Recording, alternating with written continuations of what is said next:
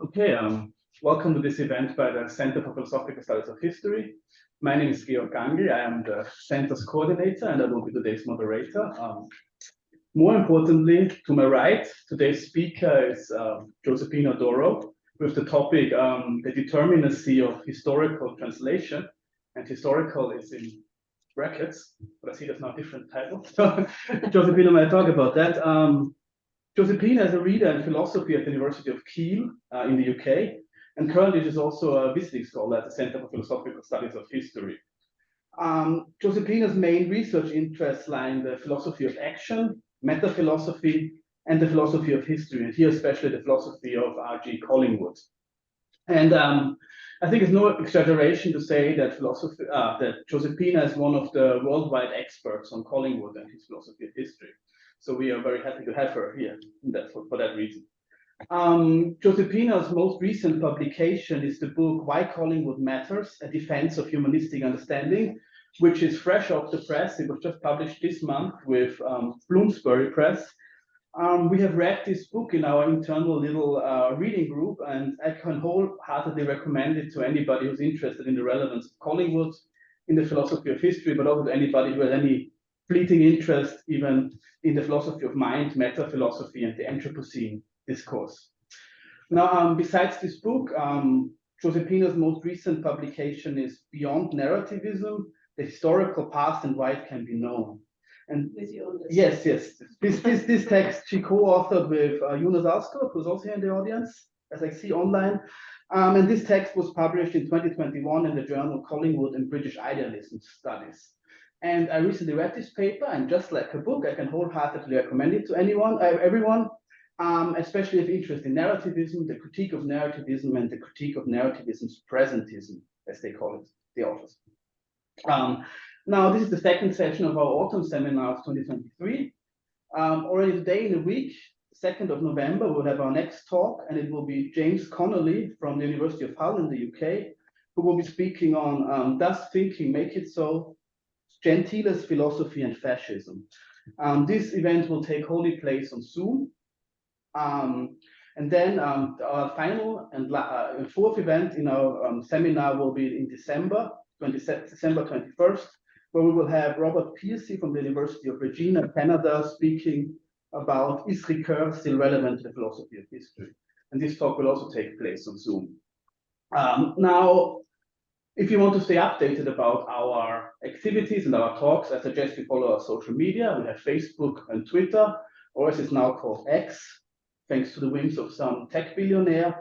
And if you want to visit us, just as Giuseppina does at the moment, please look at our homepage. Everything about our visiting scholar program is there. Yes.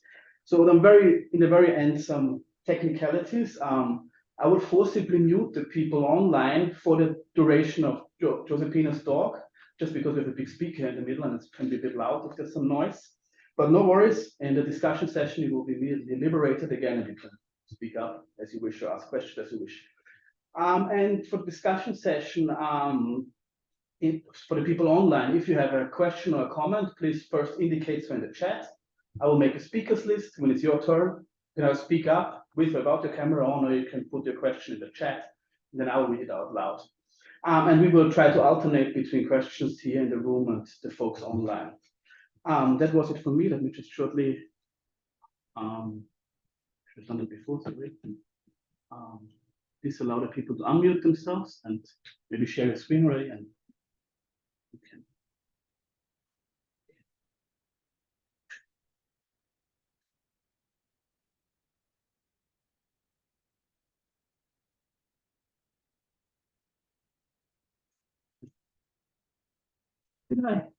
Did I share the right screen? Yes, I think so, right? Yes, I think online should see your presentation now. Yes, you can see. Thank you.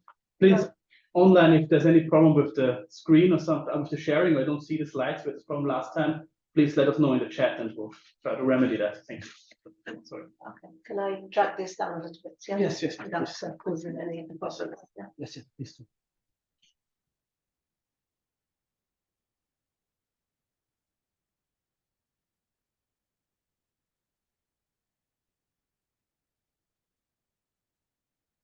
Right, okay, so first of all, I'd like to thank you and George and everybody here at the Centre here for being so kind to me, and I've really learned a lot during my stay here. And in fact, because of the conversations that we have been having, those have had an impact on the paper. Which is, I don't know, maybe you didn't read the abstract that I originally sent it, so it wouldn't make much difference. But if you had read the abstract, then it changed a little bit its focus. And I've learned from W.V.O that there is an established technique called bait and switch, and it wasn't really my intention to do that. Although the paper now addresses the idealism realism debate, and it still addresses the original question, which is about whether there is determinacy in translation, in the sense of whether the past, the meaning of the past can be fixed in such a way that it doesn't change as the arrow of time moves on. Okay, so what I'm going to do is, I suppose, explore the question as to whether the historical past can be known, and explore that question in relationship to a position that has been, I guess, fairly prevalent within the philosophy of history, namely presentism. Now, this position has very, very recently generated a bit of a realist backlash, which is actually what we have been discussing here, which has somewhat shaped my paper. So what I want to do is to speak to some of the concerns that have been raised from a realist perspective. And then I want to say that there are a number of ways of addressing some of the realist concerns that do not require one to be a realist. Even though I take it that those concerns have to be addressed and taken seriously. So, philosophy of history and presentism. Now, presentism is not a metaphysical claim, it's not a claim in the philosophy of time about the fact that only the present exists, and in some sense the past and the future are illusory. In the philosophy of history, it is an epistemological claim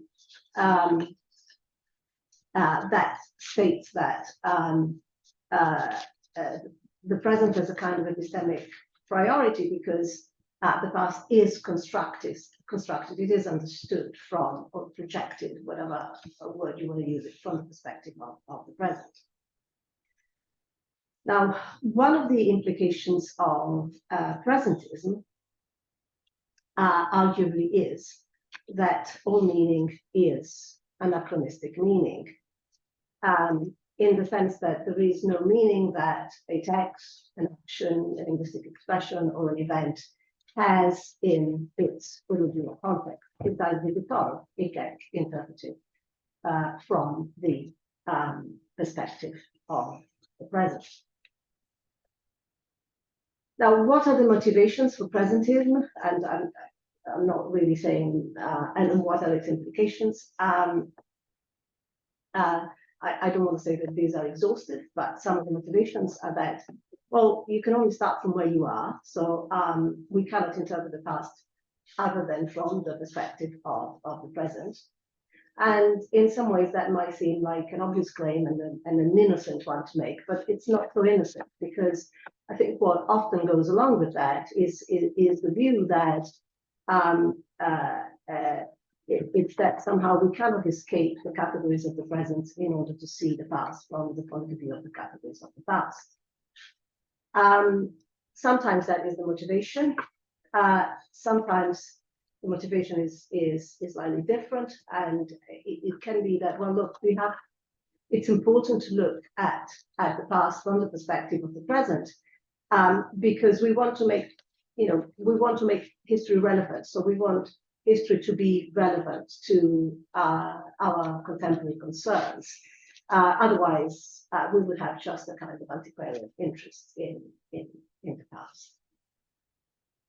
Now, whatever the motivation is that if you do interpret the past from the perspective of the present, then there isn't really one past that stays the same, but the past in some sense changes. There are many pasts, as many as they are retrospectively viewed from the perspective of the present.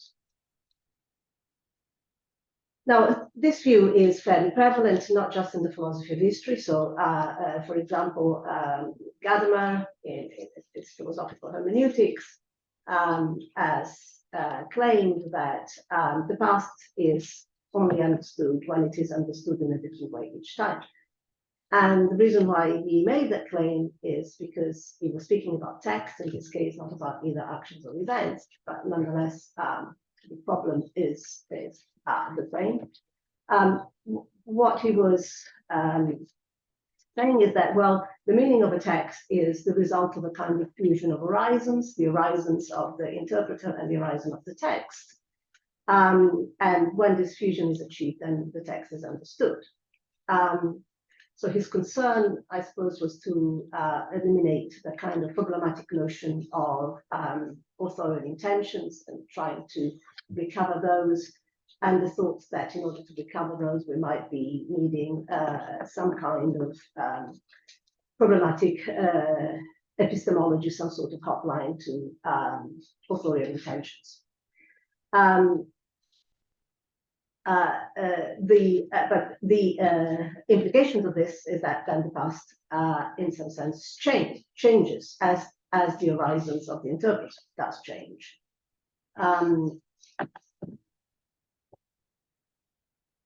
I suppose that in the philosophy of history, the philosopher who has made the idea of retrospective, and maybe not the one who has invented the idea of retrospectivity, but who has made it central to the philosophy of history is Danto, with the idea of narrative sentences.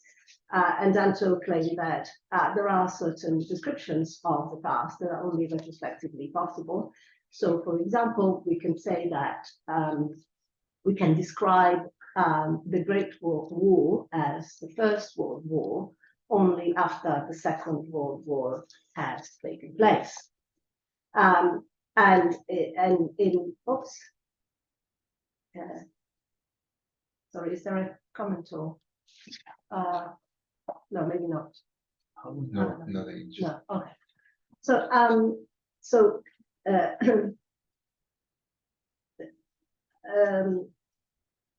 and so he has made the idea of retrospectivity central, and this idea has been also taken up more recently by Paul Roth, who has actually argued that there isn't one past, there are many pasts. Now, for somebody like Hayden White, I suppose that he was, and I am no expert on Hayden White, but I take it from the reading, for example, of Herman Paul, that he probably was more motivated not by some kind of epistemological concern about how the past can be known, but some sort of practical concern, the idea of making history relevant to the present, and mobilized at the service of present concerns. And but I suppose in some sense the result is a similar kind of presentism. Even if it might have a slightly different motivation. Now, Quine is not normally regarded as a philosopher of history. He clearly isn't a philosopher of history, but in some ways, he reaches similar conclusions to many philosophers of history, because he thinks that translation of, say, the linguistic expressions of past agents is indeterminate. He comes from a different directions, because what leads him to make that claim is the fact that he is inherently suspicious about the notion of synonymy, and he is suspicious about the notion of synonymy because he thinks that the idea of meaning is inherently problematic. So he tried to recommend an idea of translation that actually bypasses completely the notion of meaning and is compatible with the naturalistic conception of philosophy. Now, I am mentioning him because sometimes when people take issue with philosophers who are presentists within the philosophy of history and who make claims about the fact that the past can be reread in different ways, they normally, they tend to attack certain philosophers, but I'm saying that this is not a position that is just that you find just in, say, the continental tradition. It's also you also find it within the analytic tradition, even if Quine comes from a completely different perspective. Now, there are some problematic implications of presentism. And here are a couple, I'm not saying this again is an exhaustive list, but here are a couple of objections that have been raised. One is that it seems to undermine the idea of validity in interpretation. So presentism, in the words of Hirsch, implicitly rejects the possibility of an interpretation that is independent of the interpreter's own values and preconceptions. Ultimately, it repudiates correctness in interpretation as a possible goal. So I think that the rough idea is that if you think that the meaning of the text is the one that you are projecting, then whatever you project is right. So that undermines the idea of validity in interpretation. Another objection that is sometimes raised, this comes from Bernard William, is that if you think that the past is a projection from the present, then you're missing the point of engaging with historical studies, because Williams makes this point in the context of the historiography of philosophy, but you could apply it with the philosophy of history.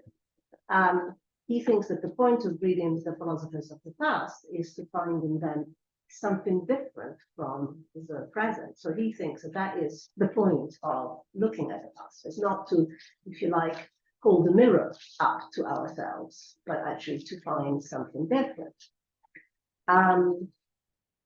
He says what we must do is to use the philosophical materials that we now have to hand together with historical understanding in order to find in or make from the philosophy of the past the philosophical structure that will be strange enough to help us to question our present situation and the received picture of the traditions, including those materials themselves. So if you don't get the point of studying the past for Williams, then you don't understand its value. Its value is to estrange us from the present, to make us aware of the kind of presuppositions that we make by being confronted with something different. So in a way, it's a sort of effect that you have when you learn a foreign language, and then you become aware of the sort of grammatical structures of your own language, if you like, or something along those lines.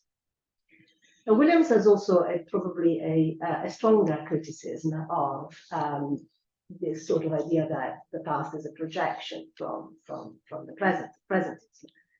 And that is so it's a stronger objection because it wants to say that the view is somewhat unintelligible. And I suppose it is unintelligible because it destroys the very object that one is supposed to be interpreting. So he says that if one abstracts entirely from their history, including in this both the history of their context and the history of their influence, one has an obvious problem of what object one is even supposed to be considering. One seems simply to be left with a set of words in some modern language. So he is speaking about text, but you could apply that also, to something else, for events and so on. So you are left, I suppose, with the view that you began with. Now, more recently, there's been how can I put it, a backlash against this projectivism, and this sort of projectivism has been identified with a kind of idealism by, for example, Adam Timmins, both in his book and in a collection called The Poverty of Anti-Realism. So what he wants to do is to sort of point, he wants to say that sort of the kind of projectivism that one finds in the philosophy of history is a form of idealism.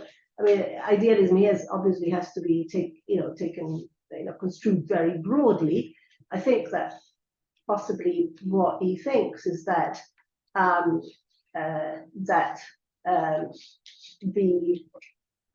it's a form of epistemological idealism, if you like, with a kind of strong historicist tinge.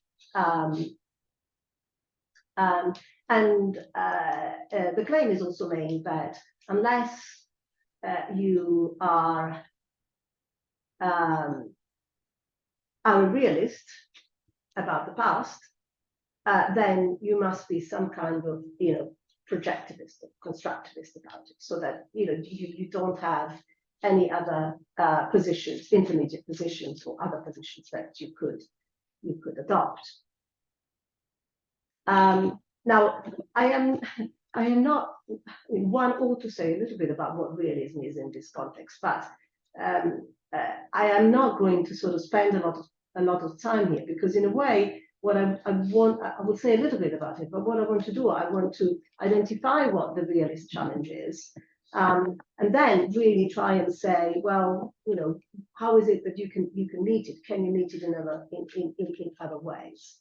But realism is often identified either with an existence claim, the claim the past exists independently of that past exists, it didn't come into being 5 minutes ago, and then with the independence claim. So the existence claim is an ontological claim. The independence claim, as far as I understand it, is an epistemological claim. It's about the qualities or properties, the descriptions that are given to the past. Does the past have certain properties in its own right, or on the other hand, does it have it in virtue of the ways in which it is known?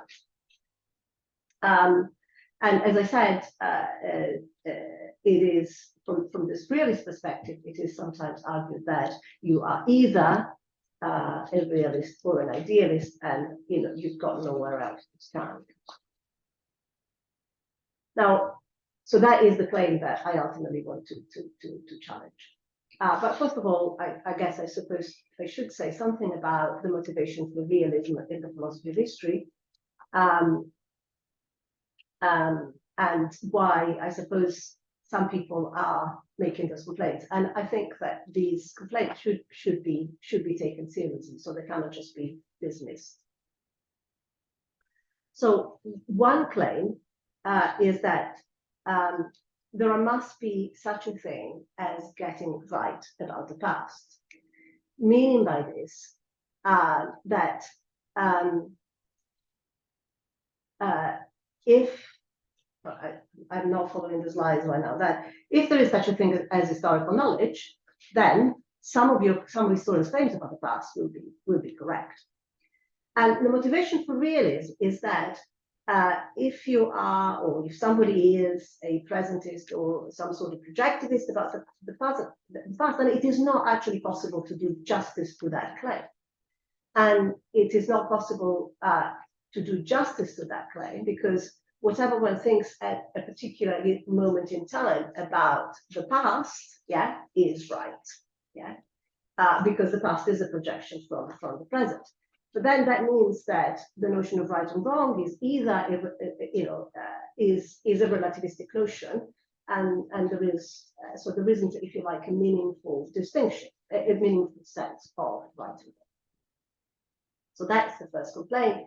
The second complaint is that the past does not change, and some of these views seem to make it look like the present can change the past, because if the description of the past changes as the moment in time from which the past is projected changes, then the past changes.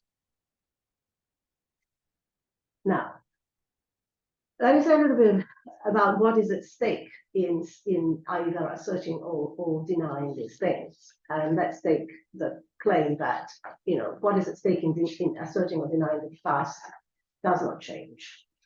as the arrow of time moves on. So Josie, myself, gives a paper at OLU today, in October 2023, and now consider the following possibility.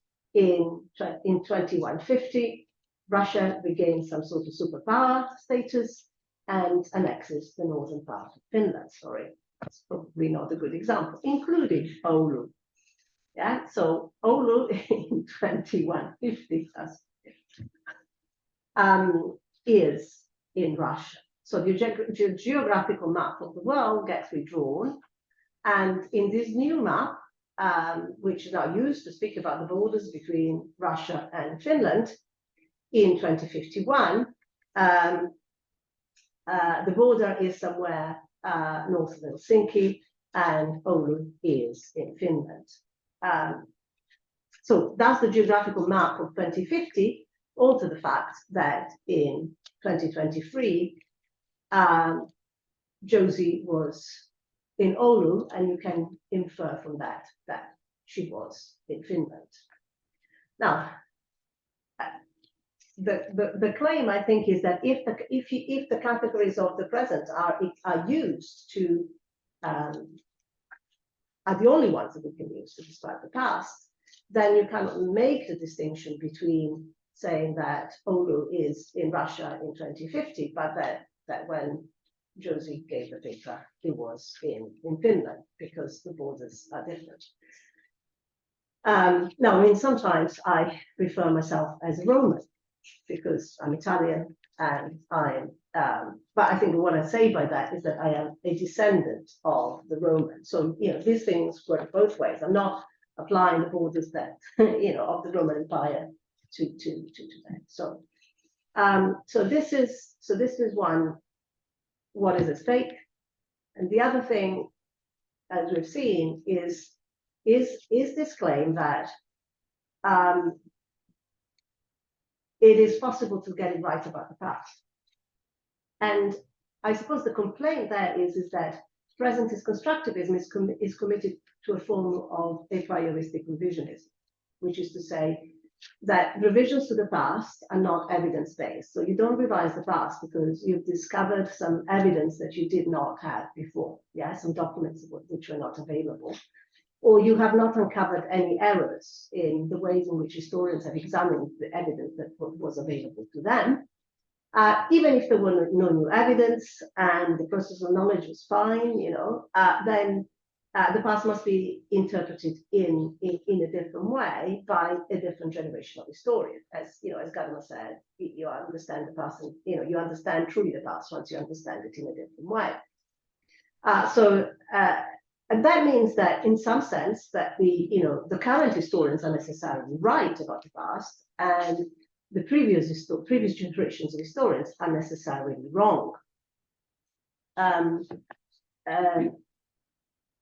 But this again means that the notion of right and wrong seems to be a relativistic notion.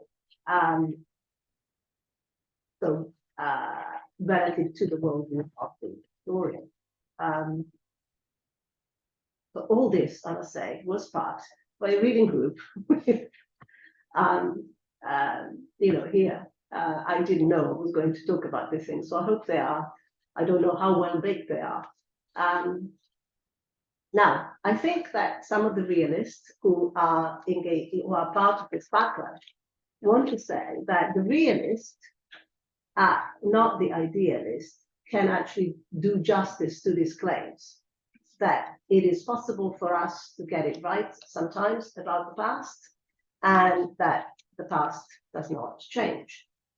Because if you think that the properties of the past are fixed by the past and not by the way in which it is retrospectively interpreted, then it is possible to do justice to those claims. Because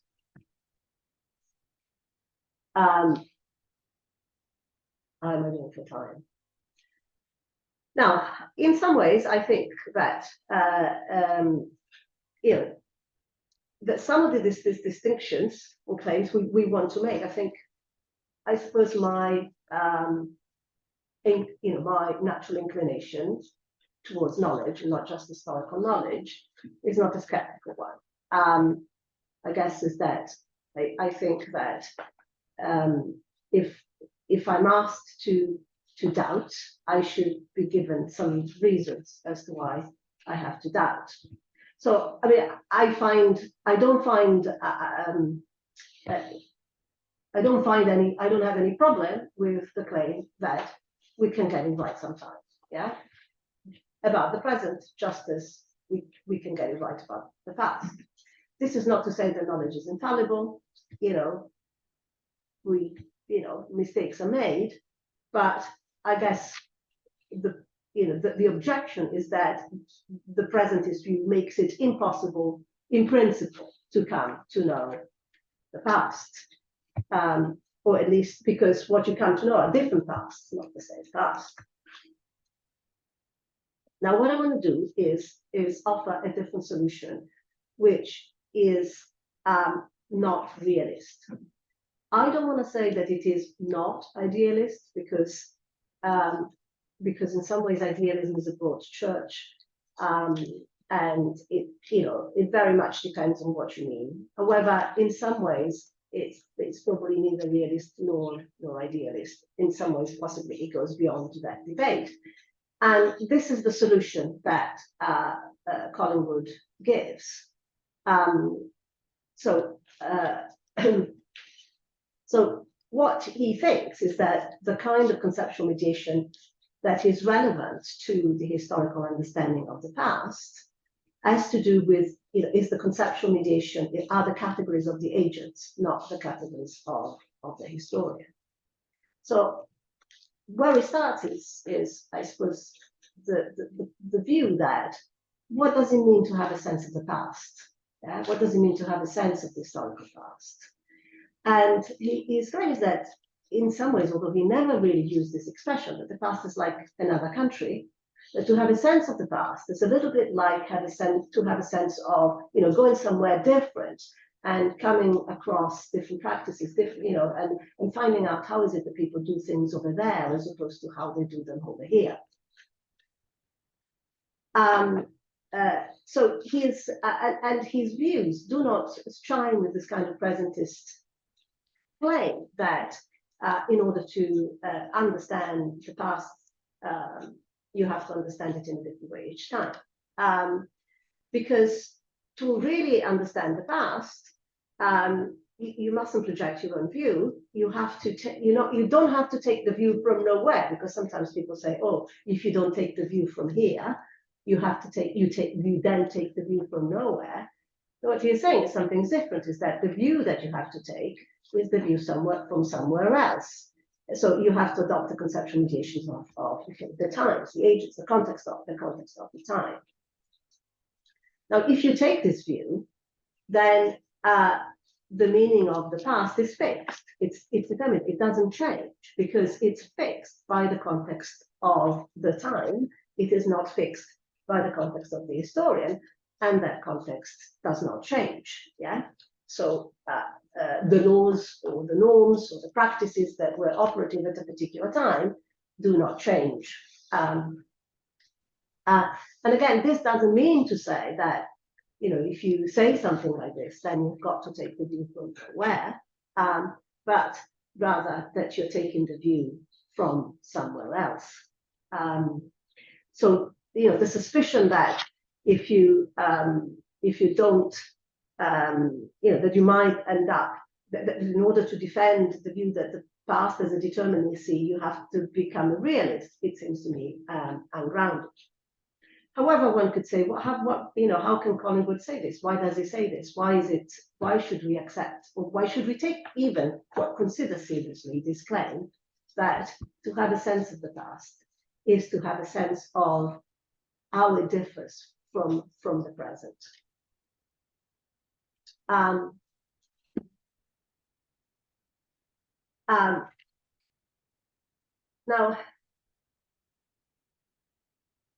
I think that Collingwood, what he is doing here is, how is he arriving this claim?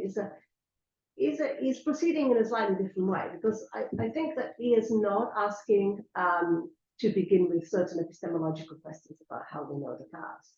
but he is beginning with certain conceptual question about what does it mean to understand historically? What is our concept of the historical past? That's how he begins. But if you do begin in that way, then, as I said, the past does not change because the original context does not change as the arrow times moves on. And also there is such a thing as getting it right. So there is such a thing as validity interpretation, because when is it that you get it right? Well, or at least you have you know what it means to get it right, yeah? And what it means to get it right is to understand reality as the past origins there. This is not to say that you will always be able to do it. There will not be difficult question to ask as to whether you understand them as they understood themselves, but that you have a sense of what it means to understand the past. So you have an object which would find that it's not your own categories. So just a few examples about what it is that he might mean. So so we understand the meaning of actions or of words, say, in the context to which they originally belonged. So we understand the meaning of Caesar's crossings of the Rubicon in relationship to Roman law at the time. So why is it that what he did, that that crossing a river with some horses, was construed as a challenge to the Republic? It was construed as a challenge to the Republic because the Rubicon marked a border, and there was a law which forbade generals to cross the Rubicon armed, or something along those lines.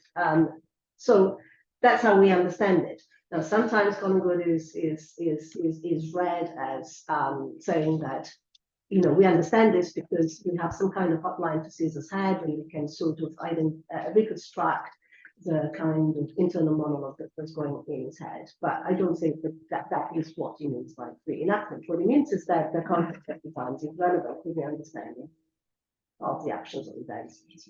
Or take another example. So how is it that we understand the term marriage, how marriage was used perhaps in the 17th century? Now, the fact that marriage between same-sex couples has become legalized in some country, and the term has been extended to talk about marriages between same-sex couples, does not mean that the term marriage meant that in the 17th century. It meant something else. And we understand that it meant something else in relationship to what the practice of marriage was then, not in relationship to what the practice of marriage is now. So I think that Collingwood would say that would reject both this idea of indeterminacy of meaning. The meaning of marriage is fixed by the practices of the time. The meaning of Caesar's crossing of the Rubicon is fixed by Roman law at the time. So that's so he would reject that idea. But of course, in order to say that, you have to allow that there is a context within which you interpret historical events and actions that is not just I suppose, an empirical context of the kind of bodily movements that you can observe. And also he rejects the centrality that the idea of retrospectivity has had, I suppose, in the philosophy of history. I don't think that he would reject the idea that historians have the benefit of hindsight. But I don't think that the idea of retrospectivity, as one finds it in Danto, is what is normally meant by the fact that historians have the benefit of hindsight. So I think that Collingwood, might say something along those lines. It is true that on the day in which Ferdinand of Sarajevo was assassinated, you could not have known, or you could not have had historical knowledge of the fact that that was the beginning of the First World War. That is true. You cannot have historical knowledge of that. You can only have historical knowledge of the past. So you cannot predict the future in the way in which you, so you cannot retrodict the past in the way in which you can predict the future. But what he would say is that even to retrospectively identify the assassination of Ferdinand as a trigger for the First World War, you have to understand it in its contemporary context, which is to say, and what went on before, and what was the context of the time. You have to understand that given the alliances in place at the time, that was something that could potentially escalate. Just as now, I suppose, we are wary of the entrance of certain countries into NATO, because that could escalate could trigger alliances and escalate a world conflict. So it's not that he rejects the idea of the fact that there is hindsight, and hindsight is important in history, and but I don't think that is what is meant by retrospectivity in some ways when it's addressed. It's this idea that somehow the retrospectivity changes the meaning of the origin, can change the meaning of the original event. Now, how is it that Collingwood can arrive at this claim that to understand the past historically is to view it in its own context? I mean, why should he even make that claim? I mean, I think that a lot of historians would agree with that, but I suppose in philosophy, I suppose perhaps you have to justify the claim. And I think he arrives at that because he thinks that history is, well, there is a way of looking at the past, let me put it this way, that is that yields a certain kind of humanistic understanding. And that way of looking at the past that yields a humanistic understanding requires viewing the past through the eyes, speaking metaphorically, of the agents. And that's a different ways of looking at the past from the way in which a paleontologist look at the past. So a historian, in a particular sense of history, is concerned with past civilizations or with periods of history. These periods of history are not geological eras, and paleontologist doesn't study the dinosaurs in the same ways in which a historian studies the Egyptian civilization. Because history, and I wouldn't want to say that historians are not actually interested in those naturalistic histories, but there is a sense of history that where the past is viewed from the point of view of the agents, and that's what Collingwood means by history as a form of inquiry. And it's not to be, I suppose, straightforwardly identified with history as the academic discipline as practiced in history departments, where they may be different, where different kinds of histories, both naturalistic and humanistic, may intertwine. So as a humanistic discipline, history approaches the past in a distinctive way, as I said, through the eyes of historical agents. And when you do so, then the historian can't assume that the agents of the past will abide by the expectations of the present. And that is quite different from science. So in science, in some sense, there is no distinction between past, present, and future. So scientific theories predict that water will freeze as much as they predict that it flows. So this is a claim that is sometimes expressed by saying that nature has no history, but that's a misleading way of putting the claim. What it really means is that natural science presupposes that the laws of nature apply at all times, so that they apply in Victorian times as well as they apply today. So, so Collingwood arrives at this claim that it is that the categories that are appropriate to the study of the past are the categories of historical agents, through this idea that there is a distinctive way of looking at the past, which yields a certain kind of humanistic understanding. Now, this is not a realist claim. It is a claim about the presuppositions of historical inquiry. So, and his claim is that the presuppositions of historical inquiry differ from the presuppositions of science. Science is interested, the goal of science is prediction. The goal of history is different, it's understanding. Therefore, the presuppositions of natural science is that the laws of nature are the same in all times and places. The presuppositions of history is that the norms, laws, practices, etc., in which historical agents engage, change, or are not the same. And first of all, that they are governed by laws and not by laws, which can be transgressed and not simply falsified. So this is a clip from Doctor Who. I don't know whether there are any Doctor Who fans. It's a time when the Doctor traveled back to the time of Rosa Parks. And of course, the Doctor travels back because an alien species at the time wanted to change the course of history.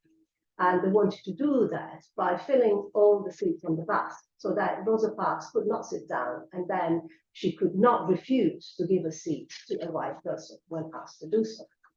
And that, of course, and that fact is often seen as, sparking the beginning of a big historical change. Now, when you travel back in time,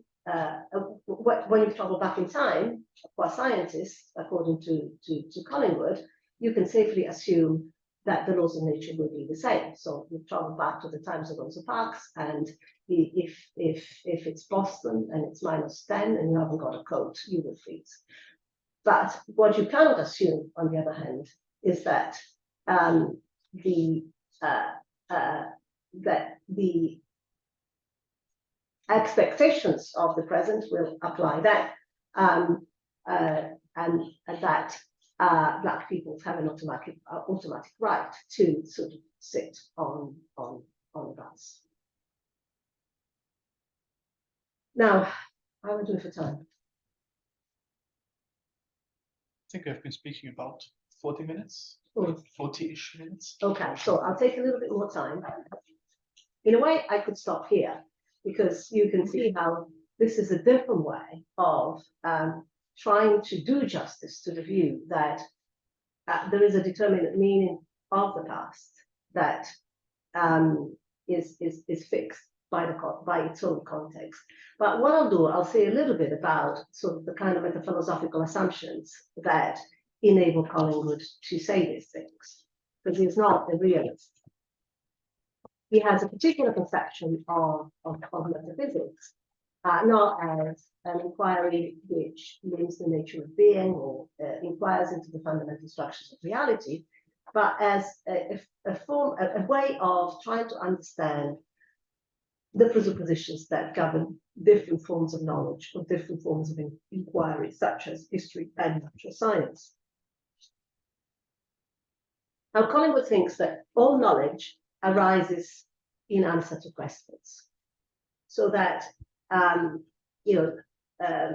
whenever we are trying to gain knowledge, that is because we've got some questions that we want answered.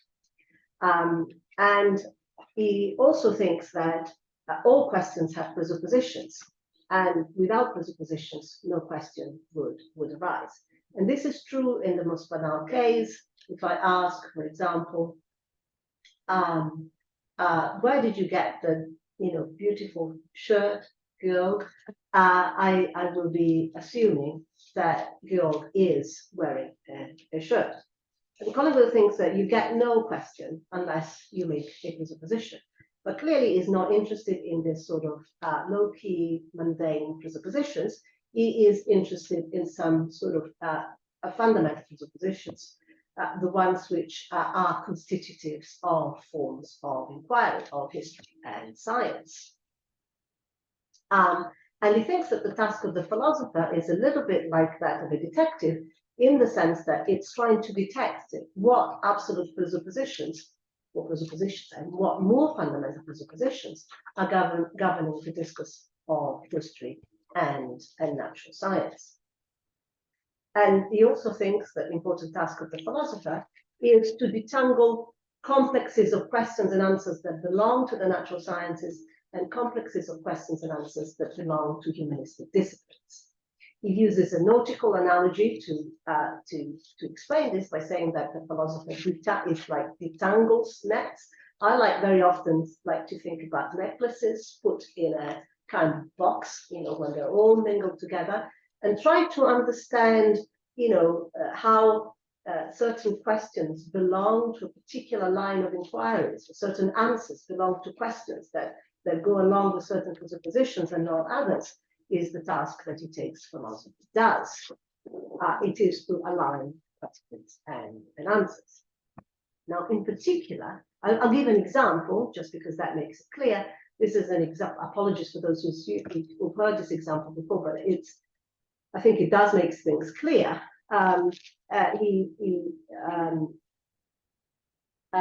He has this example of a guy who is driving a car uphill, and at some point the car stops. The car stops, and he asks, why would it stop? And then somebody comes along, and the first person that comes along is a theoretical physicist. And the theoretical physicist says that the top of the hill is further removed from the center of the earth than the bottom of the hill, and therefore it takes more power for the car to go uphill. Fine. Then another guy comes along, and this is a car mechanic, and he tells him, sorry, you've got a loose wire. Now, or you run out of petrol, you've got a flat battery, whatever. Yeah. Now, Collingwood doesn't say that one of these explanations is right and the other explanation is wrong. What he is saying is what presupposition governed the question of the guy at the side of the road. The presupposition is that his car can be fixed, and he wants to find a problem with his car. So he is assuming that there is an explanation that can solve this problem, and this explanation belongs to, invokes a certain kind of explanation, or Collingwood would say, a sense of causation that enables us to manipulate reality in order, or to manipulate things in order to achieve a particular goal, such as that, to get home on time for your tea. This is not to say that the sense of causation that the physicist is using, which tends to use a notion of causation that is unconditional, which does not assume that causes are like candles that you can manipulate, is wrong, but that it doesn't answer the question of the person at the side of the road. Now, obviously, what is relevant here is the sense of causation or explanation that, according to Collingwood, is used in humanistic explanations or in historical explanations, where he thinks we explain in a very distinctive way that is different from the ways in which explanations work in scientific contexts. So here is, for example, what Collingwood would say the word cause operates in a historical context. Cause or because operates in an historical context. So the crowds in St. Peter's Square had cause to rejoice. What does that mean? What are you saying when you are saying that?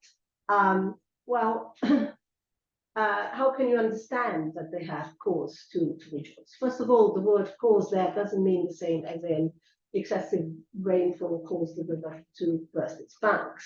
It means something different because the river didn't have a reason to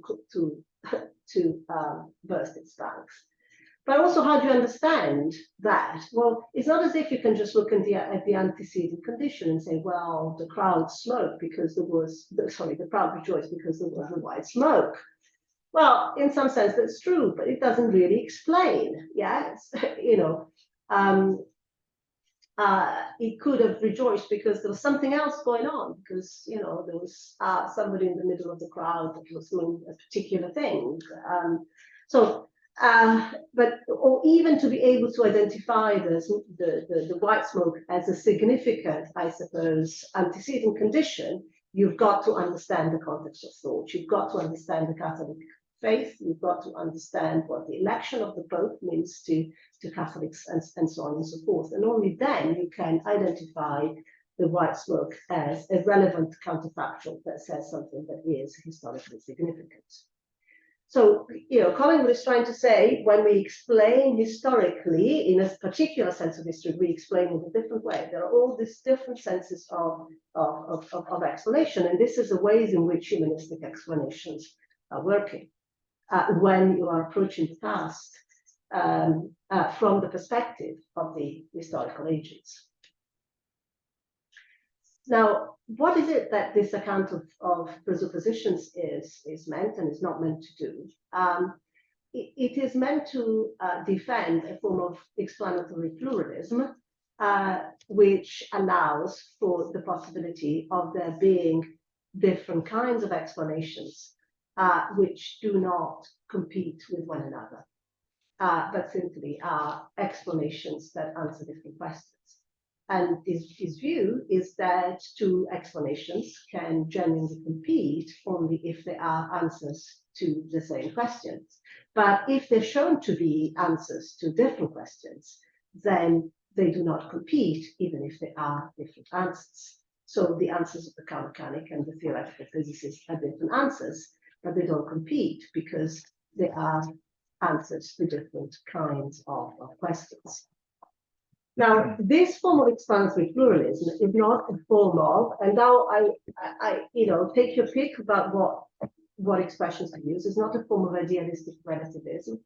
It's not a form of strong constructivism. That is an expression that Timmins used, which endorses some form of historicism or historical relativism, which claims that we are enslaved in our zeitgeist.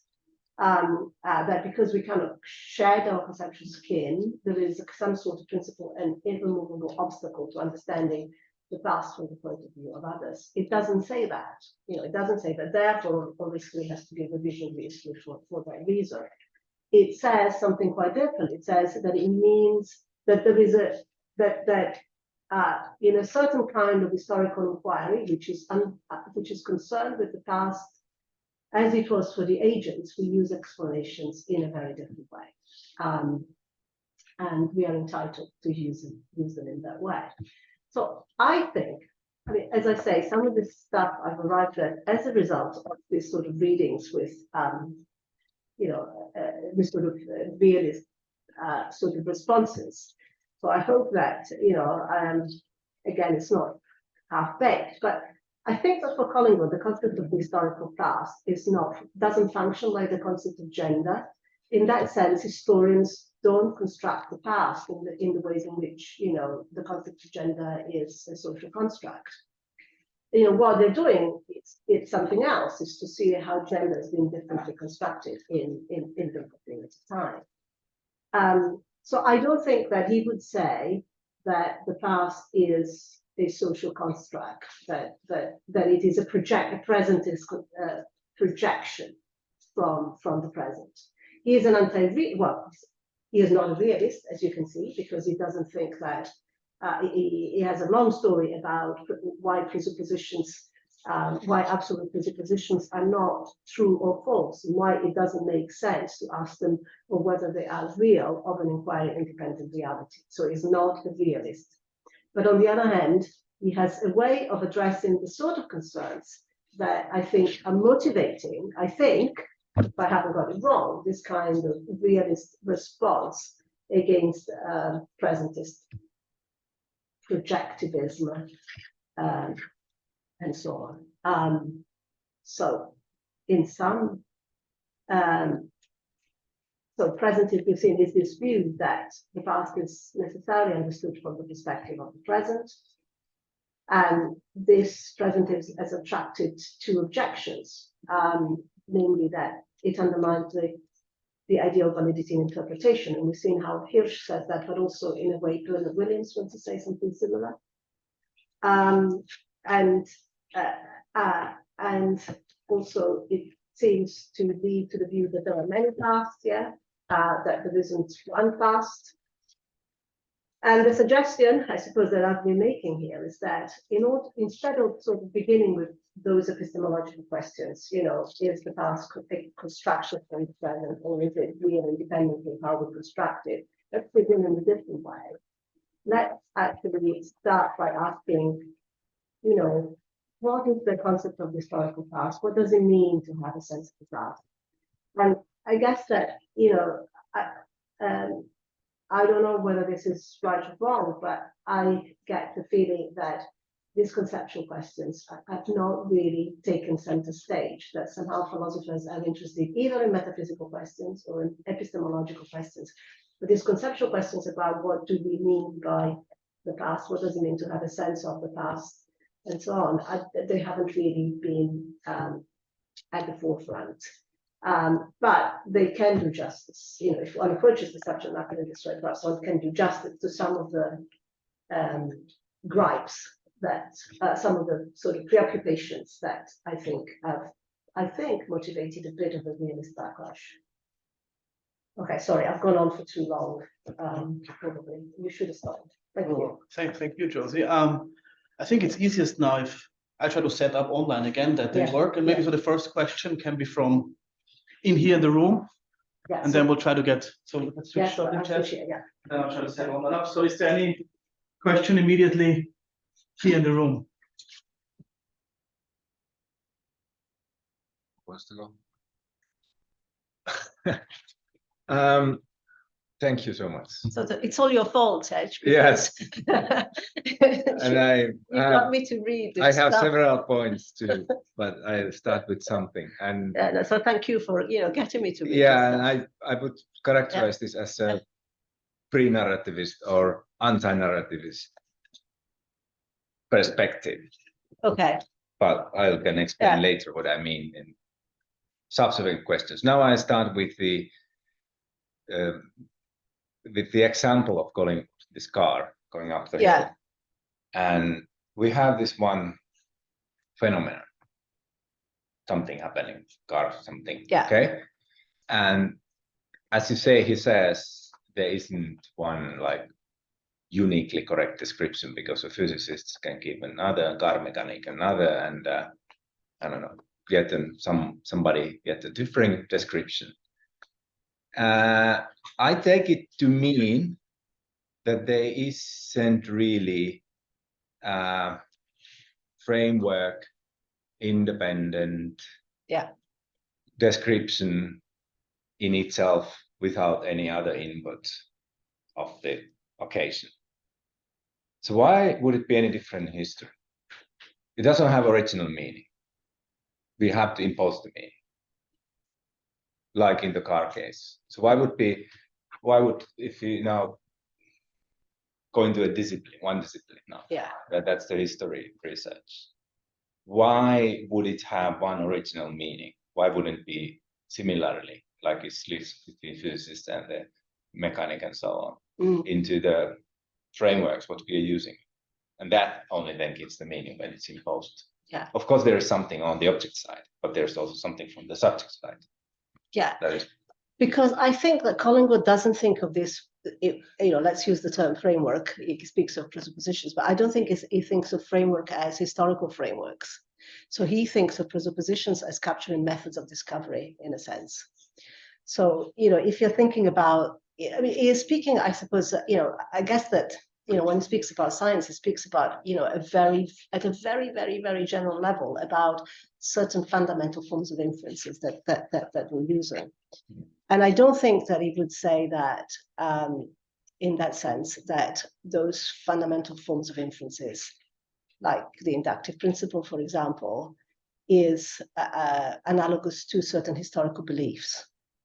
So he would say that that is constitutive of a certain way of gaining knowledge about the world, but it's not like, say, the belief that the sun revolves around the earth or that the earth is flat.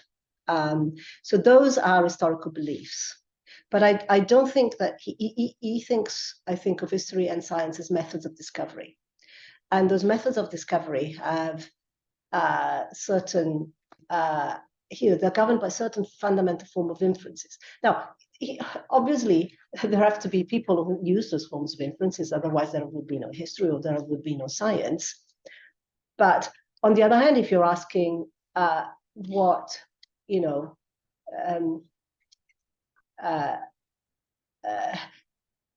but ultimately they are, what makes them fundamental is not the fact that they are adopted, but the fact that they're constitutive of the forms of knowledge they make possible. So,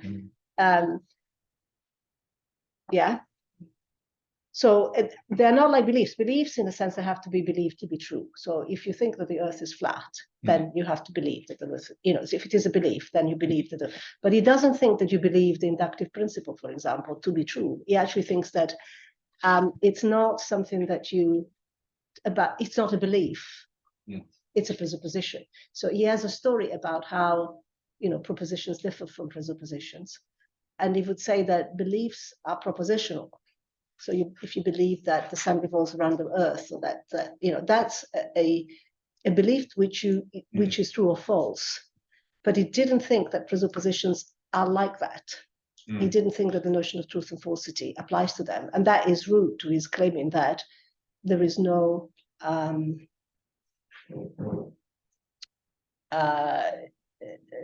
presupposition knowledge of reality, because there isn't any one of them which is true, or indeed false. So I think he wants. The short answer, I think, is that he wants to make a distinction between beliefs, system of beliefs, and historians study system of beliefs. So what is it that the Egyptians believed? What is it that was believed this and then? Or even in But I don't think the metaphysics does that. So the standard reading of Collingwood is actually that it still is that metaphysics does the same as history, that it studies fundamental beliefs. But I don't think I think he wants to make that distinction between beliefs and presuppositions as methods of discovery. Very briefly, or yes, briefly. Nobody in online has made themselves known again. It's a chance. If you want to say something online, back very briefly, because I'm thinking about the something that happened on the Hill. So in order to have it somehow neutral, like the event itself, I think we would need to have something like a logical positivist observation language. But it's obviously a very problematical proposition that we have something fundamental or very bare bone description acceptable by all. I mean, if their kind of language works, that is immediately linked to observation of the objects, and then that might be a possibility. But it seems to be not a possibility. And therefore, we need language, some language. We need to impose meanings. And even in the case of history, describing historians, describing the car stopping there, we might already start thinking of, okay, we have an economic historian, we have an environmental historian, we have a military historian. So they all give a different gloss. Of course, there is something that observational we might, but it's somehow complicated to stick to the idea of getting it right in itself, because it needs such a basic language. So I think you would agree that you get no neutral description. So for the physicists, there really is no car. Yeah, we talk about the car, but there isn't a car. So crazy things going around. So in fact, it's even a mistake. Sometimes people say, oh, they speak about molecules arranged table-wise. That doesn't make any sense because there's no tables in physics. So I think in a sense, you can say, well, we can't really speak about the car from the point of view of the physicist. But that, in that sense, he is agreeing. I think the point, that the sort of general point that he is making is that how is it that you describe the car as a functional object? You're describing the car as a vehicle, as a means of transport, and in doing that, and you're also assuming that you can sort of do things with it. That opens up a particular way of relating to the world, which is like the way in which we relate to it when we switch the light on. So we enter the room, switch the light on, and we are intervening in the world in order to bring about a particular state of affairs, or to switch light off or whatever. Yeah. So that is one way of relating to the world for him, as a kind of. So he is less, I think, interested in the sort of differences. So historians are interested in, say, how the views of the universe changed from one period of time to another period of time, because they're interested in those kind of beliefs. But metaphysics, on the other hand, is interested in these methods of discovery. Yeah, I mean, I can see that the question could sort of go. Okay, well, James, okay, we have a question online by Jonas Oskop. You can unmute yourself. Thank you. Great. Can you hear me? Can we get him there? Oh, we get him. Sorry, yes, we can. Now we can see you too. Yes. Right. Yes. Many thanks for this talk. Enjoyed it.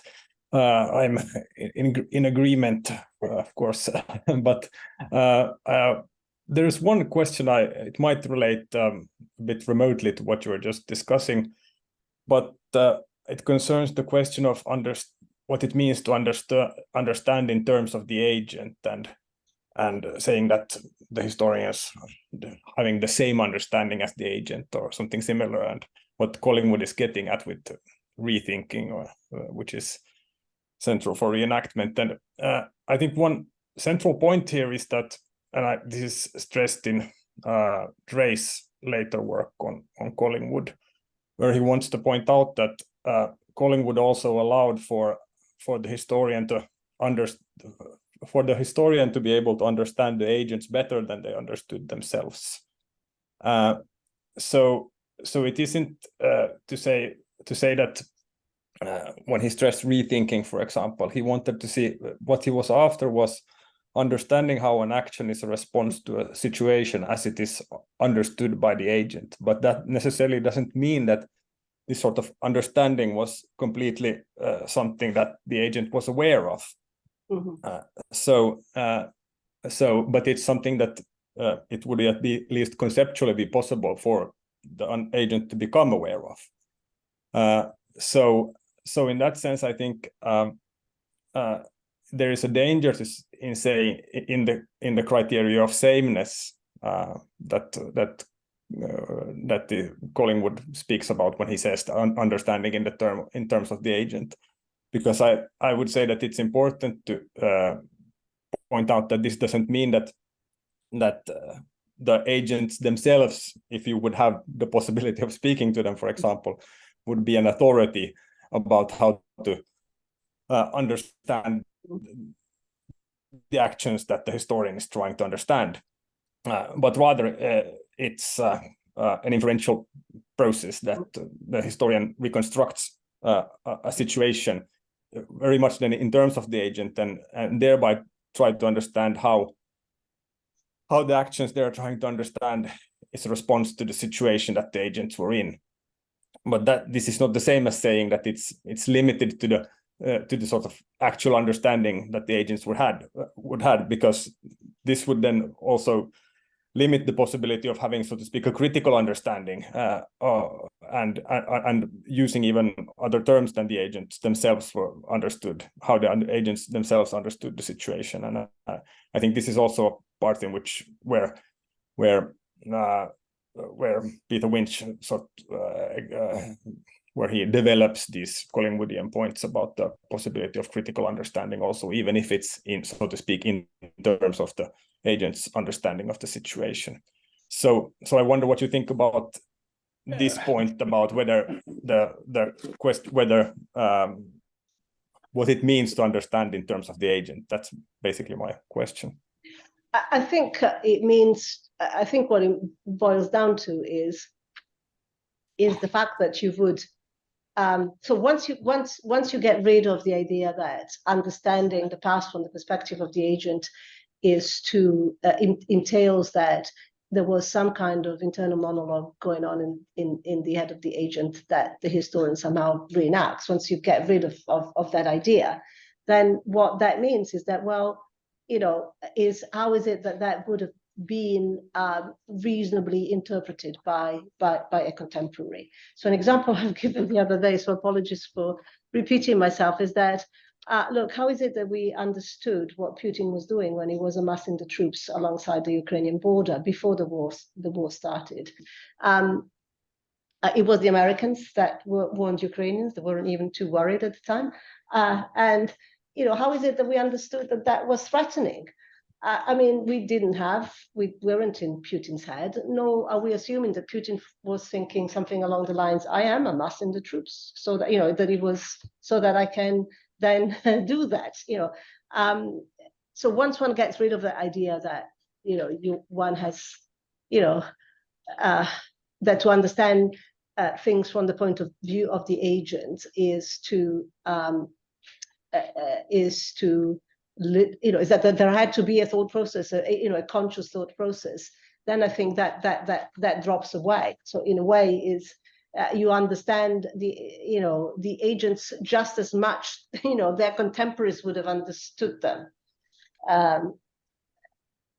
So yeah, yes, I agree. I mean, I think that, you know, Collingwood uses metaphors, and I think that in some ways these metaphors are misleading, but they're also illuminating. So I think that, you know, sometimes I'm in two minds. You know, he speaks about the inside and the outside, and, you know, it gets him into trouble. But on the other hand, once you see that they are metaphors, once you interpret them metaphorically, then they're also helpful, because in some ways, what is it the humanistic subjects do? In some ways, they do want to see, in this metaphorical sense, things from the point of view of the agents. But it has to be, read metaphorically, not as a kind of literal claim about, entering somebody's head and actually seeing what's going on there and reenacting their very same thoughts. And then that allows for the fact that sometimes one can see what agents are doing, the logic of what they're doing much better than they can see it themselves. Yeah, great. Thanks. Okay, as per our rules, now it would be again the time for us here to ask a question. Is there anything in the room? I would have a question, but since I'm the moderator, I would yield the floor to somebody else first. There's somebody else here in the room who would like to ask something. Yes, I have a question. You tell me the difference between the realism claim the past as it in itself and the historical past. Is there any difference? Historical past and past as it in itself. Is there any difference in this claim? Yes. So that I've got it right.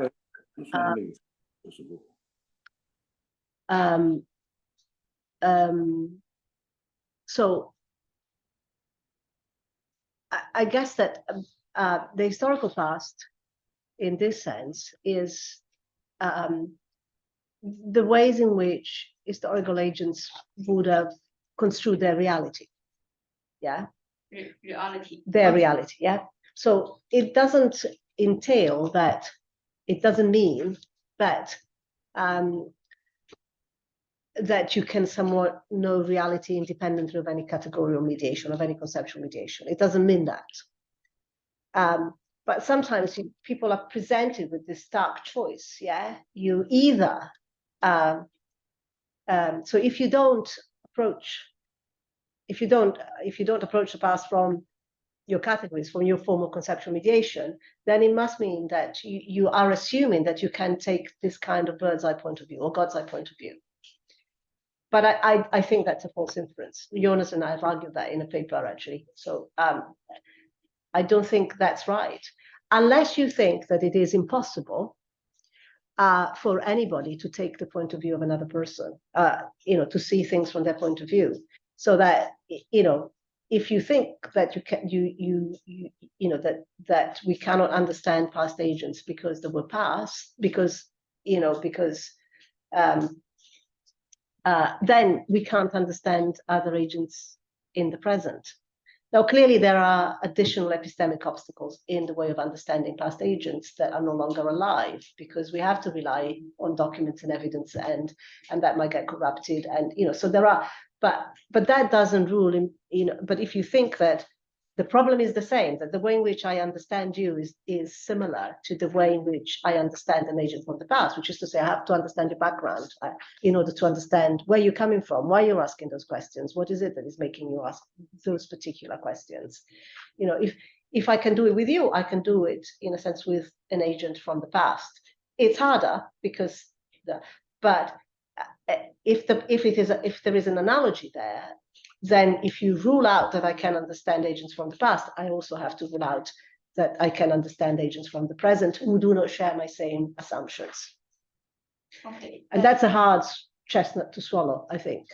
Does it mean it assumes that history of the past is a reality that exists in the past? Well, in a way, yes. I mean, I think that, if it exists in the past, depends what you mean by that. So if you mean that Caesar, if that means is that Caesar existed in the past, yes. So Caesar existed, Alexander the Great existed, but that's not what is really at stake in this debate, I think. So, I mean, there are some people who deny that. So there are some people who think that the past came into being, you were discussing the other day, the past came into being 5 minutes ago with all the evidence, with all the history books that talk about the past, with all the fossils that tells you the evolution of the dinosaurs. But I don't think this is what is at stake between the past as it's in itself and history. It's whether you know it in itself, not whether it existed or not. Yeah. So it's an epistemological question. So are we understanding the past in itself, or are we understanding it for us? And Collingwood is saying there is a third way. There is another way. You can understand it as it was for them. Yeah. Okay. I think now would be the turn of online again, if there's a question on that. Is there anybody online who would like to speak? There's one. Okay, Lillian O'Brien, please. Hi, thanks, Giuseppina. Really interesting talk and a really nice event. Thanks for organizing. My question is a pretty naive one and about Collingwood, and it follows up, I guess, on some of what Jonas was asking you. And I was wondering about whether were we, for example, to be able to simulate somebody from the past, sort of go through a kind of a reenactment of their practical deliberation. For example, Putin's decision, were we able to sort of feel things he feels, then see things as he sees them? Does Collingwood think that would kind of give us an additional kind of understanding to the understanding that we may get just from understanding, as I take you to be saying, the kind of the social facts, evaluative kind of attitudes and understanding of the rules and norms that the people of a particular time regarded as kind of authoritative for them. And so, does Collingwood think that a kind of a simulation could be added? If I take you to be saying he doesn't require this, but that does that additional understanding. Okay, so no, I see what you're asking, because in some ways you're saying, well, here you are talking more about, I suppose, the significance that what they're doing has in the eyes of the others, or how it would be construed from that, and you're not really, in some sense, you're not really truly providing, I suppose, an individualistic explanation. But I think that in the end, Collingwood would, what would he say? You know, a bit of speculation here. But I think that in the end, he would have to say that there is no other way. That, of course, although there is a distinction between, I suppose, you know, the sort of historical explanations that I've talked about and those individualistic explanations, and you know, and sometimes something can have an historical significance even if the agent intended something else. Yeah, I think that at the end of the day, what he would say is that the only way in which you can understand others is through the mediation of language and what is being regarded, you know, so you can misunderstand them as well, of course, but unless you have that common framework, you cannot even misunderstand them in a sense. So I think that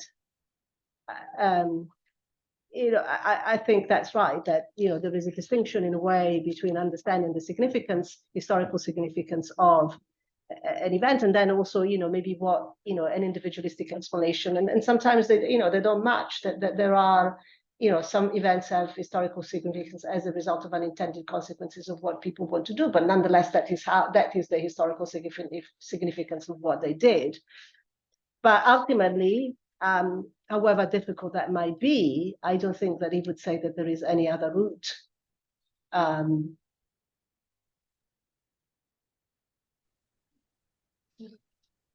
Thanks. Yeah, that's very helpful. I guess I wonder whether, you know, my attention was caught by this metaphor of like in the eyes of others, or in the you know, we understand things through the eyes of the historical agents, and I guess that can mean different things. Yeah, no, I think that's right. So what I was trying to say is that I suppose that in terms of the debate with the presentists, the relevant difference there is the difference between the context of the present and the context of the past. Yeah, thank you. That's okay. Thank you. We have now back to this room, and then we have Keith also online. So I put myself quickly in our rooms.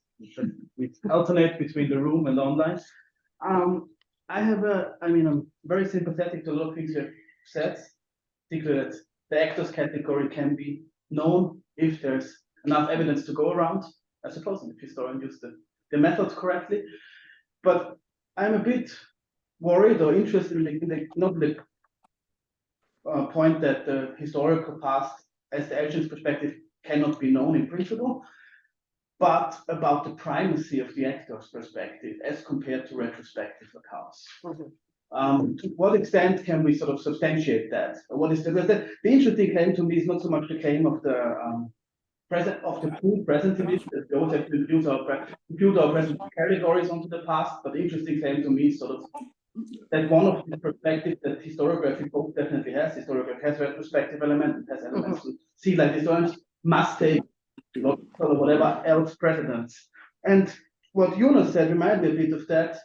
Isn't what Yunus said already maybe one step to the reconciliation and to a more, because he said we know the historical agents better than they do themselves via their inferential processes. Maybe we can know the absolute presuppositions that they could not have known, because you know the idea you can only know an age when it's over, like Hegel or Dante said things, similar things like this, you can never know it from the inside. I mean, you don't have to commit to that. But I guess the question then would be, if you claim that the historical agent's account has to take precedence, and you could say, I guess the argument is we cannot not have a retrospective account that hasn't taken the agent's account in, then it would be incumbent on me or others to show that you can have genuine historiographic explananda for which you don't need the agent's account, right? I suppose. I suppose the question then would be, do we have forms of historiography, such as maybe economic history, comes to my head, or maybe forms of historical linguistics, but I'm not sure if you would consider that as a humanistic subject, in which we don't need to know what the actors thought, and we still create, or we don't need to know their intentions or actions, we still need to know what they have done, I suppose, up to a certain extent, and still create historical knowledge. Is that clear what I just tried to ask? I'm not sure it was clear, but That's my. So I'm not sure I fully question, understood. comment, or whatever. So it I'll is. say something and then you Okay. tell me whether Yeah, I'm okay, actually yeah. I'm answering not sure I the was clear myself. But... okay. So the past for Collingwood is, in a sense, it's an ambiguous term, and what he's trying to do is to disambiguate the past, different kinds of past. So if you are doing forensic archaeology, then you don't need the perspective of the agent. So when when they, I think they discovered that Tutankhamun, I hope I get this right, that he, Tutankhamun had a clubfoot, and I think he had a sort of feminine appearance, I think, like, I'm not completely sure, but sort of they analyzed things, and they found out that it was the result of inbreeding, yeah, and they traced. So to do that, you don't need the perspective. So in that, and I don't think that there is any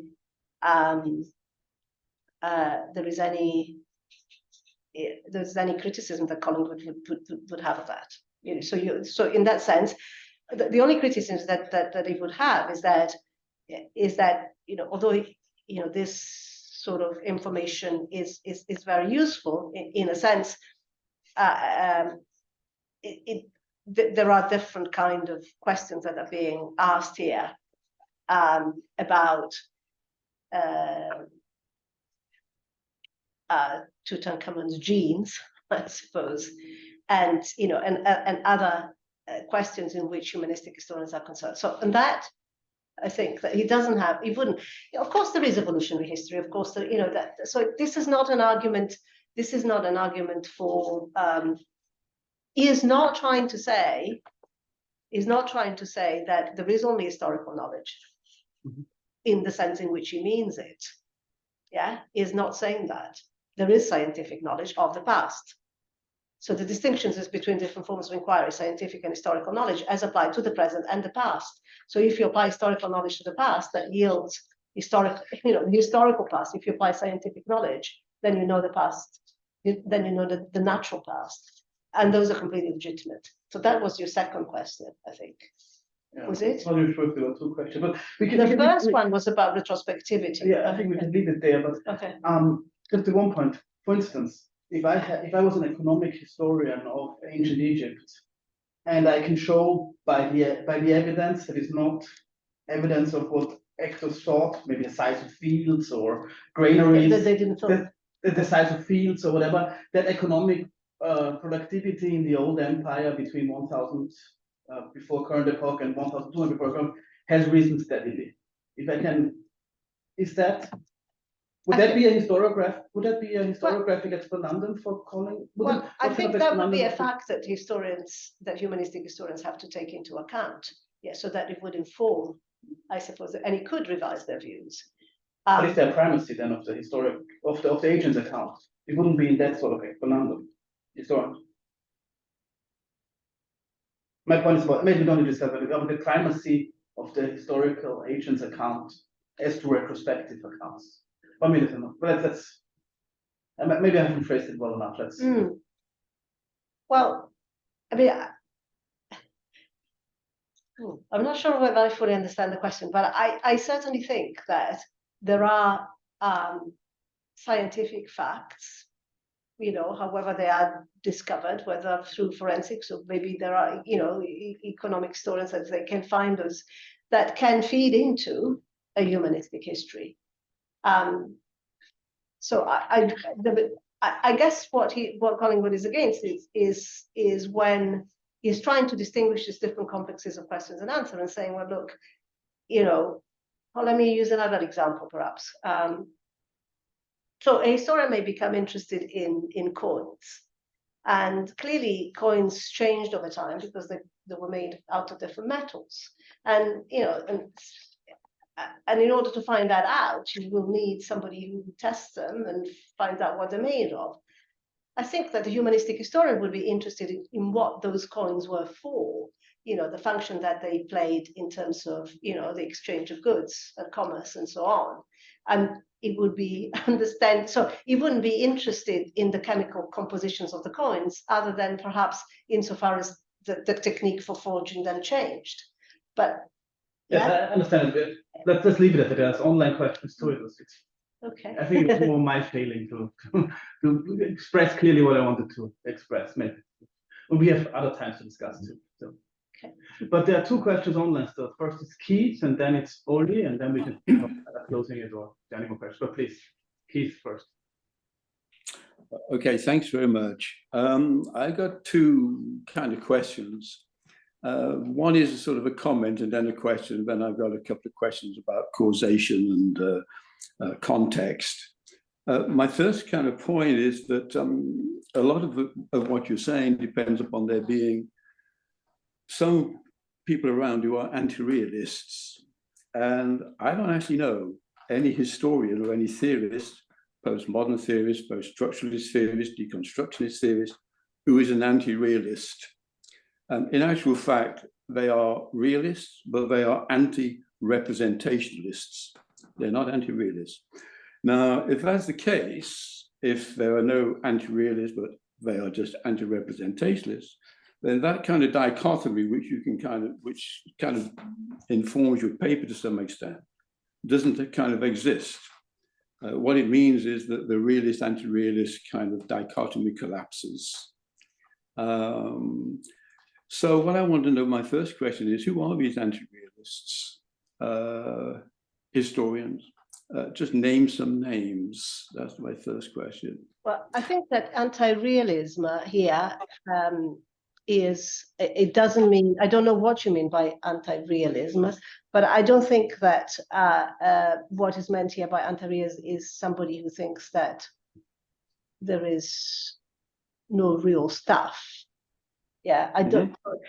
I take it that when people speak about, say, weak anti-realism as opposed to phenomenalism or idealism, they tend to mean somebody, as you said, somebody who is an representationalist. So I think that's how. Maybe that's just a different way in which the term is used. So I think that, I mean, it wasn't me really who was introducing that. I was taking the distinction as Timmins presented, but I can see you say, but you nonetheless used it. So I think that in that sense of the weak anti-realist, so I think that he would say that Hayden White is that kind of anti-realist. Because So you say, so Hayden White is an anti-realist? In that sense, yes. In the sense, or say even Gadamer in that sense would be a kind of, because is a non-representationalist. So he thinks that that there is no it's not just a non-representationalism, it's the presentism that goes alongside. So I think what he wants to say is something like this. This is, rightly or wrongly, this is what he wants to say. This is what happens in the philosophy of history. There was once upon a time an idealism like Kant's, yeah? And Kant's idealism wasn't a form of relativism, yeah? And it wasn't a form of relativism because Kant had a notion of concepts, the structures of knowledge which are necessary and universal. Yeah, but and he was an anti-representationalist. However, the sort of anti-representationalist that you get now is different, and it is different because these anti-representationalists have dropped the notion of universal validity, and they're just speaking from their point in time. So that's what he means, I think, by anti-realist. Well, I think, I know that Hayden insists upon the actuality of the past, the actuality of stuff. But the meanings which we create around that stuff is another thing altogether. But no, absolutely, but this is what we're talking about. Yeah, we're talking about those meanings. We're not talking about the stuff. Okay, well, we're talking about stuff which has happened before now, the actuality of a before now, in exactly the way in which it was, where you have one determinate past, but it's indeterminate in relation to the meanings and readings and so on, which are in principle of an infinite kind. So you have one past, but an infinity of readings. Now, I think that's a kind of fairly straightforward position. Nobody's denying the existence of the past, but the past existed in exactly the way it did and in no other way. but we can't know what that is. All we can have are the readings, and there's no passage which you can judge the reading. So you have, okay, okay. But the claim about the past is that there are many readings of the past. Sorry? The claim about the many pasts, as I'm describing it here, is that there are many readings of the past. An infinite number. Yeah. Okay, which can't be closed down. But that's not an anti-realist argument. That is simply to say, there's something there which we're all interpreting. There's one past, and there are all kinds of readings of that one past. The claim about the indeterminacy of the past. Okay. There is one reading. Epistemologically. Yeah. Okay. Yeah. Can I just make it, okay, quickly on to the second point, which is about context. I wonder if you know any kind of historical context, in inverted commas, historical, which is saturated such that it can give you, say, a necessary and sufficient explanation, causal explanation of an event, a saturated context. How do you saturate a context?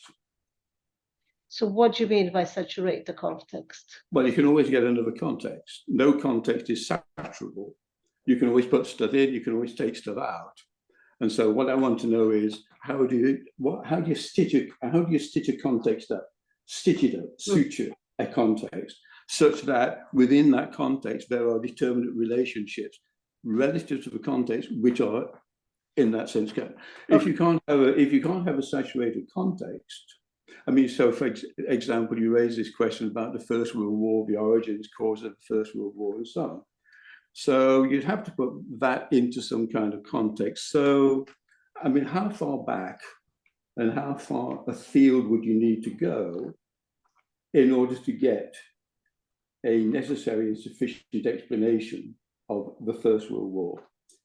It seems to me that you go back, it's an infinite regression in relation to how far afield you go to Europe, you go to Eastern Europe, Central Europe, Southern Europe, the Balkans, America, or is it very narrow, and also different levels of causation, you know, kind of immediate, long-term, short-term, medium-term, and so on. How do you determine where these things are? Where are the borders? Where are the limits? How do you interpret? That's the first. How far back do you need to go? And if it's an infinite regression, because a cause, etc., how do you stop? How do you know when to stop? When you're going far afield, geographically, spatially, etc., how far do you go far afield in order to say, this is the context in which I can understand? And if there's no such context, that means that you've always got a problematical kind of, you can never have a necessary and sufficient cause of anything, events simple or complex. And to add to that, the second point, very, very quickly, is simply to say that the problem with kind of contexts, and this applies to both simple and complex kind of notions. In terms of the traces which the past leaves behind, I would say, and I think this is a kind of conservative estimate, 99% of the things which happen in the world, as it were, in the past, or present, or the present, actually happening now. 99% of the things which are happening don't leave any traces. About 1% of events which have happened in the past leave traces which might be sufficient to give you something to work on in relation to, say, problems of explanation, causation, etc., etc. So, but on the other hand, those 99% of traces, as it were, which don't exist anymore because you just don't have them, you've only got, say, 1%. But nevertheless, the other 99% which are missing are constitutive of the 1% which you've got. In other words, how do you understand the 1%, if 99% of the factors which were operative at the time and may have impacted upon the 1%? How do you kind of know what that constitutive absence is? And you would have to know what that constitutive absence adds up to if you're going to suture a context. So there are those two questions: how far afield do you go? How far back? And this problem of inference. How do you infer from 1% something, a totality, or something like a totality, which will give you a context? Those are questions. Maybe in one sentence again the question. Okay. Maybe Right, okay. I think I've got the first question. I'm not sure I've got the second one, so I'll reply the first with that. By then I will have forgotten the second. So I guess, so I came here to Oulu, okay? And you might say, well, I suppose that we could have started the history of when you came to Oulu since the moment of your inception. You know, Yeah. your Yes, we mum could. and dad got together, and then, you know, you were born in that hospital, and blah blah blah. And so there's, and actually, you know, we could start further down, because what about your grandparents, and what about? Yeah. But I think that what would interest someone who asked an explanation as to why I came to Oulu, why am I here now, would be a certain kind of information, which is not about, I suppose, how my parents got together, but about, you know, perhaps how is it that I met Yoni? How is it that I came to know about the Center for Philosophical Studies of History, and how is it that I became interested in history? So on that level, you know, I would select that information on that basis, because the other one wouldn't be relevant to the answering of the question. So it would. I don't know whether this is a useful analogy or not. But when I look at that screen, there's tons of pixels. But if I look at you, I see your glasses and your face, and I take the background away, because that's what I'm interested in, to talk to you. And so in a way, I guess that when we are trying to answer center questions, then there are some information that is relevant to the answering of those questions, and some information that is not. And filter the information that isn't relevant, and keep the one that is. And then the shortlist becomes much, much shorter. Okay, but to other people, what you don't think is relevant could be relevant, because they're coming at it from a different angle, a different reading. And also, the cut in and cut out points are arbitrary. There's no logic to it. You could begin anywhere you like, close up, further back. So that depends upon what it is that you're trying to assert. Well, in some sense. Okay, so what I'm saying is, it's always problematic. Whatever context, wherever you cut in or wherever you cut out, is problematic. You can always get another starting point, another finishing point, another, etc., etc. So I'm just making the point that you can't fix the context. That's all. Well, I certainly can say that the fact that I stole some apricots from a neighbor's tree when I was 9 is not relevant to answering the question why I'm in Oulu.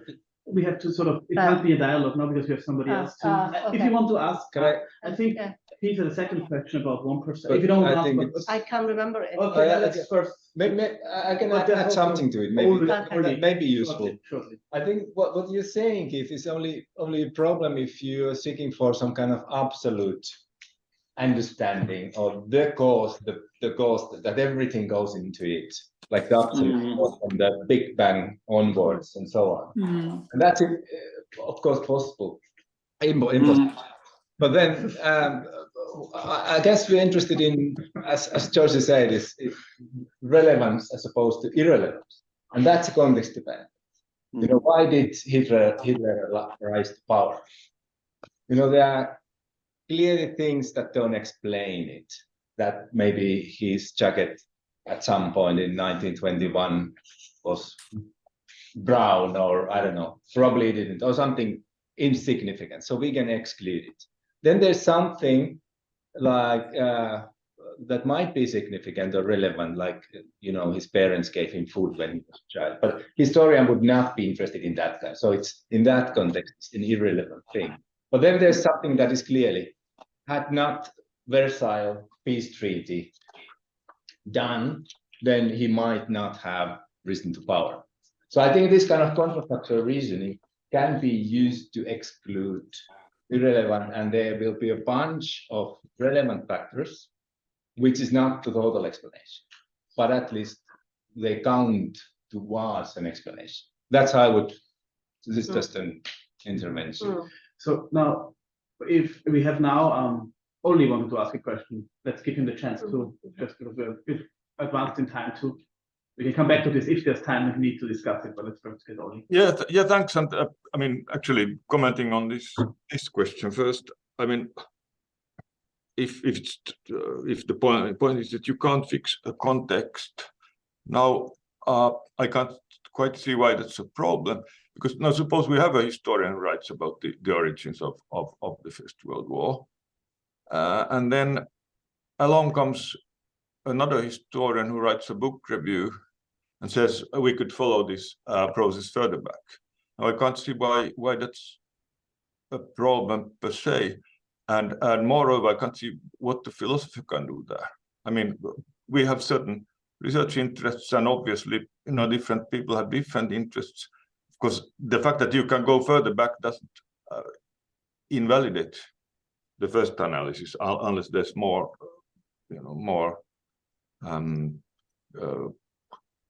information coming up. I mean, you can't invalidate someone's analysis just by saying that there's more to say about it. And that you can, and of course, if the point is that you can never say everything about something, then I guess the question is what counts as everything? And that will depend on your interests. Just as a short response, and you can go back to this. But I was thinking of this question of realism still, and how you, I mean, Joseph, first of all, when I agree with everything you say completely. But now, but now I was thinking of how you handle this question of realism and how Collingwood responds to it. And you said, okay, he says the past is knowable, and then you asked how does Collingwood get there, and you said it's a statement about the presuppositions of historical inquiry, and that it depends on taking the point of view of the agent. Did I get this right? Yeah. Because of course, in a way, I mean, there's this one point which we already discussed. What does it mean to take the point of view of the agents? But then there's this, of course, his general objections to realism. I mean, if you think that realism simply means that reality is what it is, regardless of our research interests, or the historical past is what it is, what it was, regardless of our research interests. Okay, that's fine, but I guess that wouldn't still count as realism, really. Right? I'm afraid I couldn't quite, because you were cutting out and I couldn't quite hear the question. Oh, I see. No, I mean, the question comes now. I mean, I said, okay, there are two. Oh, can you hear me? Yeah. Okay, so there were 2 points you were. There was this point you were making, that realism is, sorry, the idea that the historical past can be investigated is a presupposition of the historical inquiry, right? And then you said you must take somehow the perspective of the agent. But then there's this other question: what about his general objections to realism? Because now, of course, I think the important point here is realism is not just the idea that there is a truth to be found about the historical past, but also that somehow we have access to that past regardless of the historical method, or that we can somehow bypass the historical method and find out. And